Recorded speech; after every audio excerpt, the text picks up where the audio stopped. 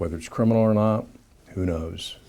I'd want some more information. Paul Morrison is talking about the OISIT report on the John Albers shooting he reviewed after its public release Thursday. Morrison served as Johnson County District Attorney from 1989 to 2007 and prosecuted some members of law enforcement during that time. A month after Officer Clayton Jennison shot and killed the 17-year-old, current Johnson County DA Steve Howe announced he would not prosecute the case because Jennison feared he'd get run over. The OISIT report was part of that decision. Based on the evidence that we have available, that was a reasonable belief. I would have sent it back for more work. Morrison told 41 Action News he was disappointed by the lack of depth in the OISIT report. Specifically, he said there wasn't any information on the trajectory of the bullets which could have been traced.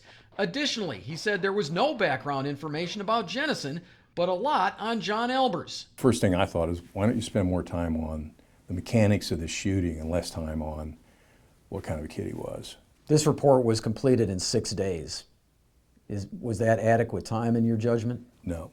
Jennison and other Overland Park police officers were dispatched to the Albers home to check on the teen's welfare after a social media post showed he'd harmed himself. Jennison's first 2 shots came when Albers had just started backing the family minivan out of the garage. Jennison told investigators he opened fire without even knowing who was in the car. I didn't see anybody in the vehicle, sir, until the reverse lights came on and I knew someone was in there. I didn't know. What would have been so bad if that car would have backed out at a slow rate of speed and driven off? Morrison believes it's a good thing the FBI is conducting its own civil rights investigation into the matter, another set of eyes to look at the case. I don't think that it was a justifiable use of lethal force, if that's your question. Does that rise to the level of him being charged with voluntary manslaughter or something of that nature?